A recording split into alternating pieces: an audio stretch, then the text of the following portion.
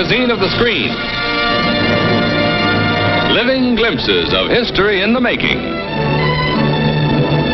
Presented as a public service by Standard Oil Company.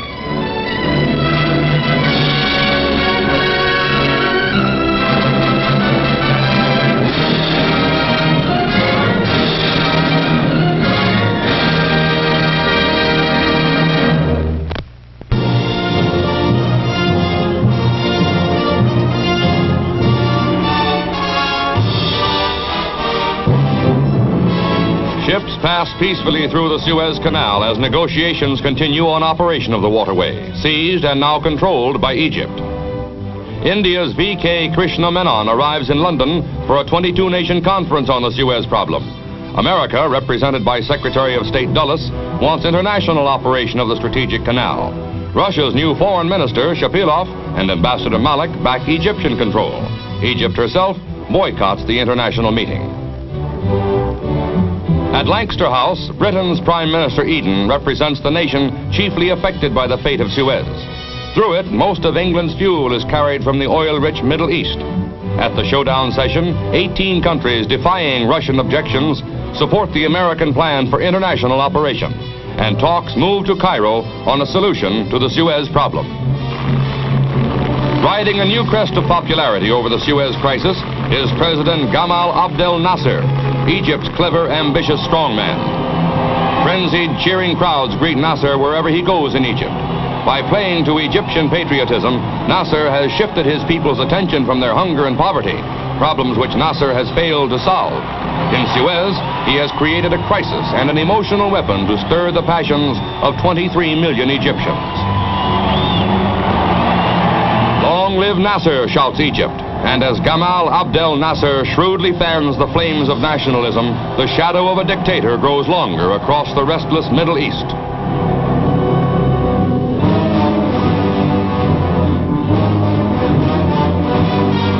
Forest fires become weapons of war in Algeria.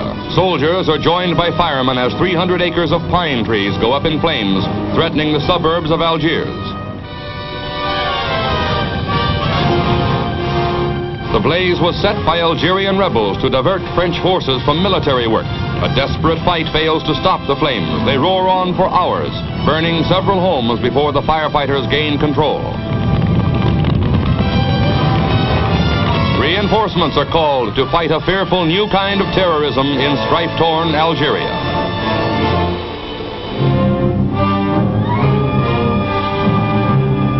The biblical city of Hazor emerges from the dust of antiquity as archaeologists uncover silent remains of its glory. Workers carefully chip away at crusts of time. Some of these ruins belong to the 18th century before Christ. It was Joshua who conquered Hazor, capital of Canaanite kingdoms.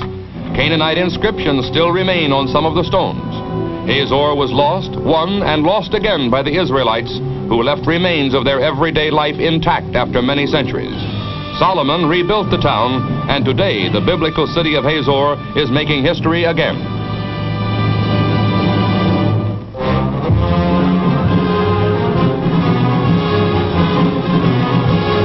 In Seoul, Syngman Rhee is inaugurated for the third time as president of South Korea. Children come forward with flowers for the 81-year-old statesman who, in his inaugural address, declares that unification remains divided Korea's foremost goal.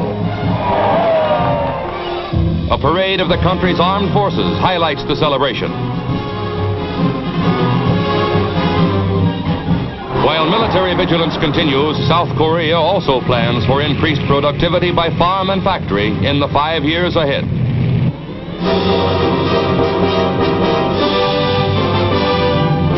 In the Canadian Rockies, nature's undisturbed tranquility is yielding to mankind's progress.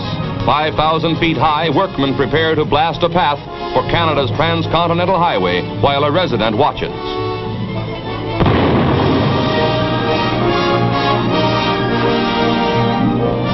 Kicking Horse Pass between Alberta and British Columbia is the toughest section of the 5,000-mile project. An old miner's trail is becoming 80 miles of modern highway, costing up to $300,000 a mile.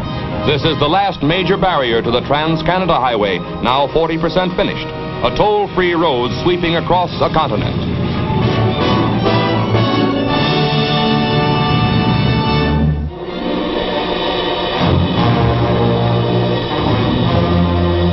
commandos take to their kayaks in Australia to assault a sheer cliff at the edge of the sea. The boiling surf holds no terrors for these tough and trained shock troops. They skillfully make their landings, pulling their kayaks ashore on the treacherous ledge at the base of the cliff.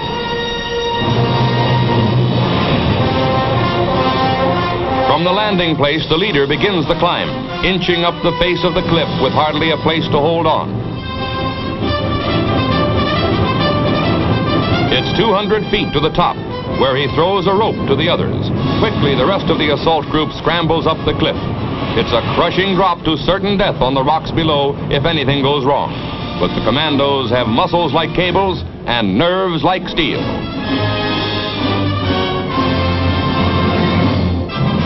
Over the top, and the mock attack begins by Australia's courageous commandos.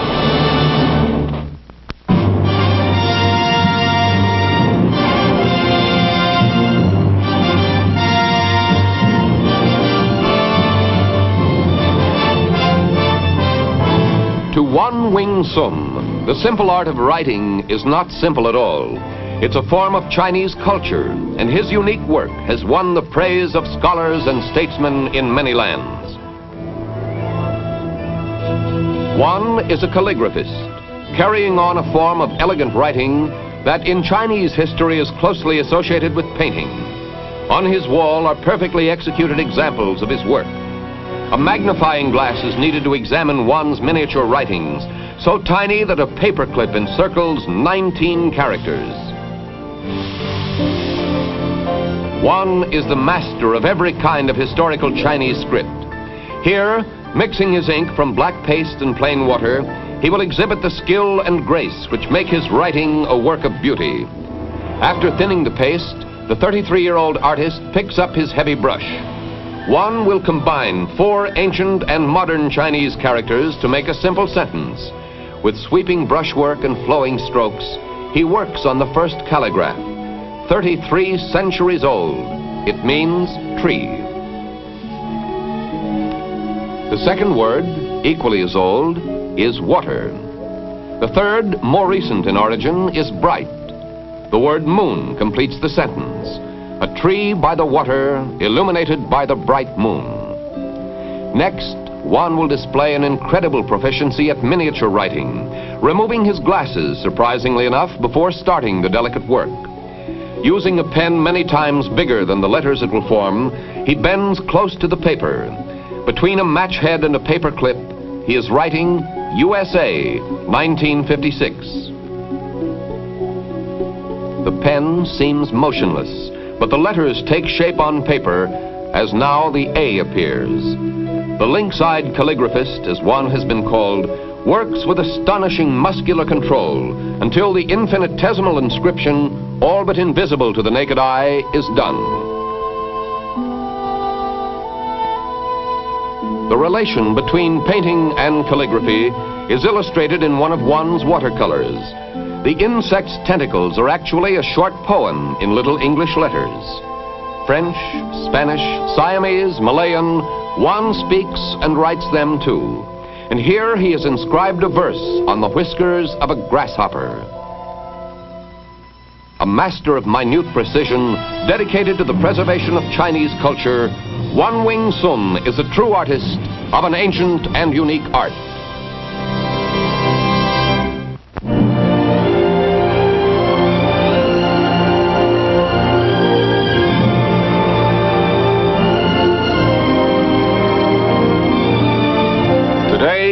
Yesterday, a billion yesterdays mingle in the timeless Alps, where a modern ski lift soars above snowy crags formed millions of years ago. These are the world's most famous mountains, sweeping 660 miles from Italy to Austria.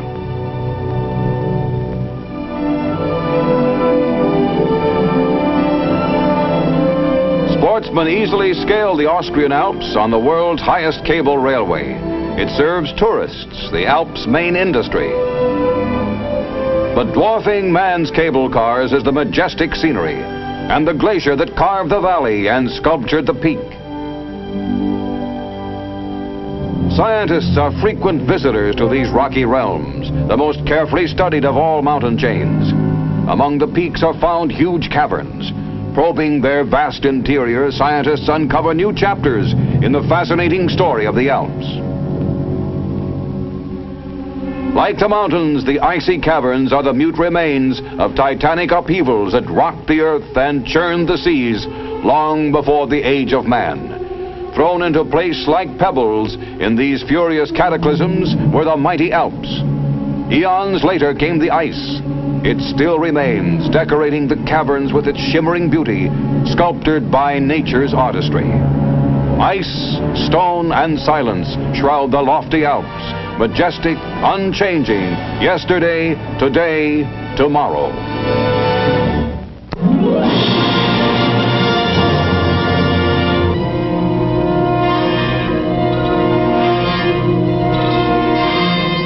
Off California, naval scientists enlist raccoons to unravel the secrets of the sun. The raccoon is a helium-filled plastic balloon some 70 feet in height, supporting a 12-foot rocket loaded with a television transmitter. The raccoon is released and allowed to float free over the ocean. Its primary purpose is to study the effects of solar storms or prominences on radio communications. Radar tracks the raccoon until a solar storm is sighted. Then the rocket is fired from the balloon. Within 2 minutes, it is 70 miles high, flashing back television pictures of the upheavals on the sun. Amazing pictures such as these, showing the violent motion of the tremendous solar explosions. An unerring electronic brain and a far-seeing electronic eye bring the awesome solar eruptions before our eyes. For science, new progress in probing the mystery of the sun and its influence on the world around us.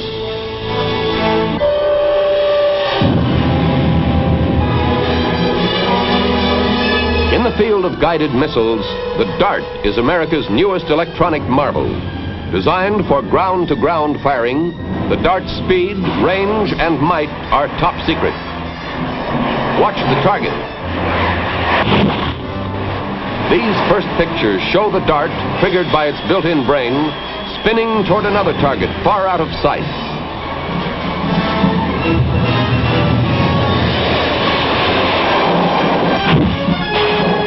The DART, in its tests at the White Sands Proving Grounds, scores with an uncanny accuracy.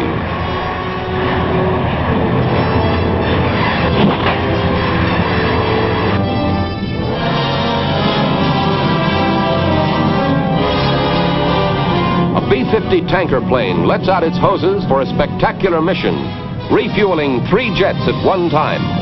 The first F-100 Super Sabre moves up to make contact, misses, and then has to drop away.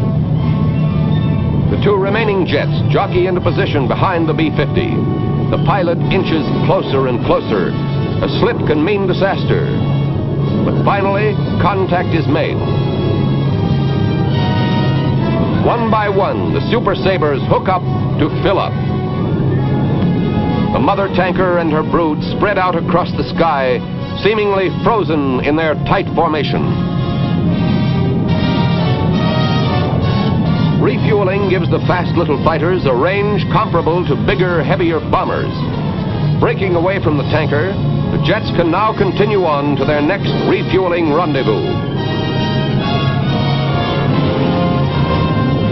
Science has again made the dreams of yesterday become the reality of today in our supersonic age.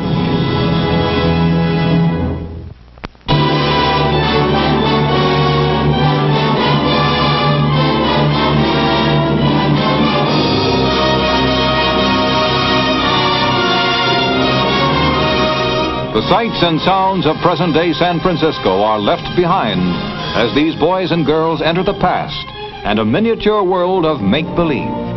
A little land of little people brought to life at America's one and only Lilliput Theater, the smallest theater in the world. The lobby is a museum of model stages and cutout figures dating back 150 years. Introduced in England around 1800, Lilliput theaters were named after the kingdom of tiny people described in Gulliver's Travels. Once popular the world over, they are today an almost vanished art. But for children, there is an ageless enchantment in the Lilliput Theater. And when the house lights grow dim, this enchantment settles over us, too, as the curtain goes up on an old classic, Dick Whittington and his cat.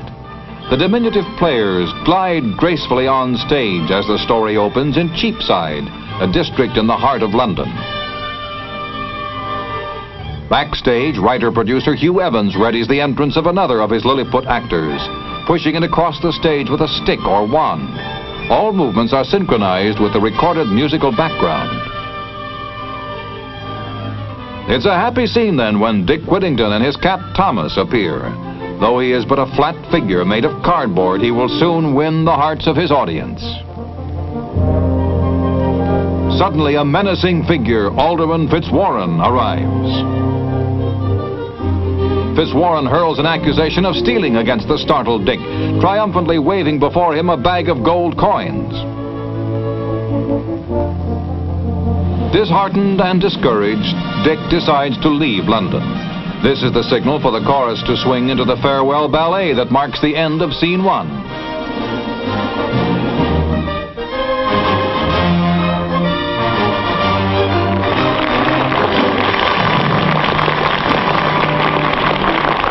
Scene 2 finds Dick asleep in Highgate Forest. Then the grand transformation, an elaborate Lilliput technique, transports him as if by magic into a gondola.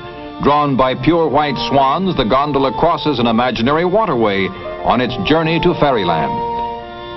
The transformation continues as the butterfly bower, an intricately woven backdrop or scrim, is raised to make way for the flying ballet. So ingenious is the change, so wonderful is the illusion, that before we know it, we have passed under the lovebirds and entered fairyland.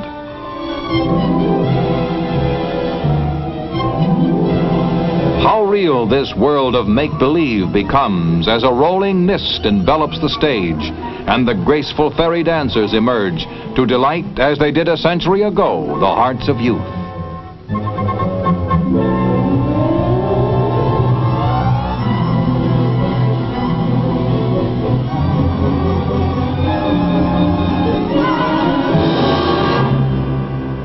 Act 1 ends as Dick Whittington, in magic robes, hears from the good fairy queen that he will one day be thrice Lord Mayor of London. With aid from the wings, the prophecy, of course, comes true. And in the grand finale, Dick Whittington is proclaimed the Lord Mayor of London. Frank Bray, who works with producer Evans, moves the last of the little figures down the steps of London's great Guildhall. With a final theatrical flourish and a happy ending, the curtain comes down on Dick Whittington and his cat.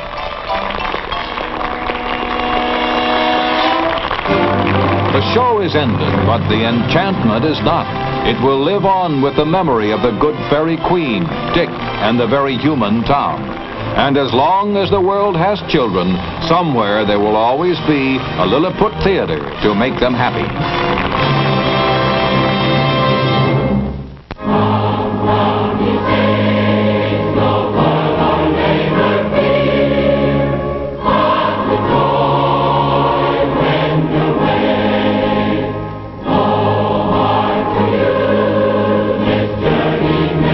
Came to pass near the valley of the Great Salt Lake one summer day in 1847. A caravan of covered wagons stopped to survey this glistening desert, and a little band of Mormon pioneers turned to their leader.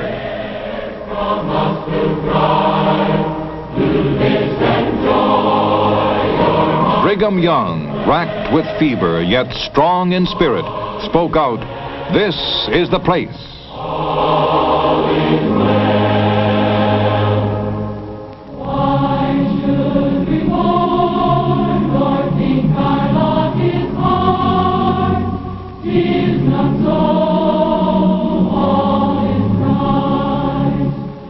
This is the place, Brigham Young had said.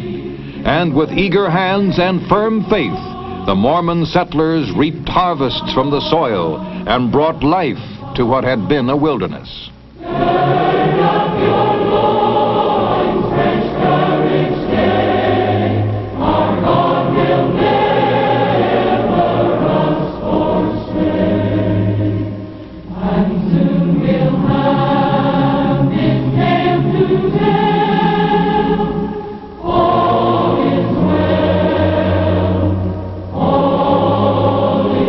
built a city, Salt Lake City, and it grew and prospered.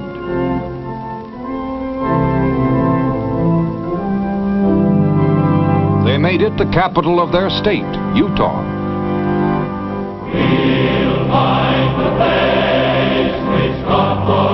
They erected schools and universities.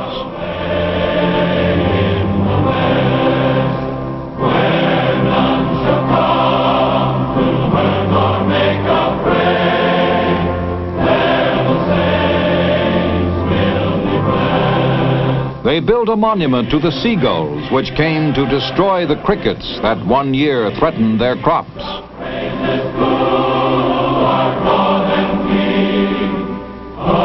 Their multi-spired temples rose as a symbol of reverence and rejoicing.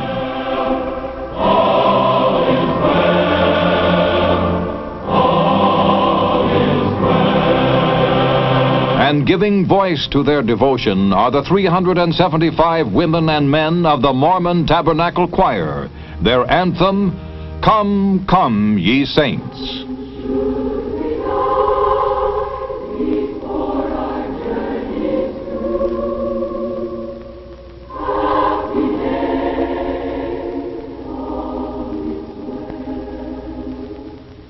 We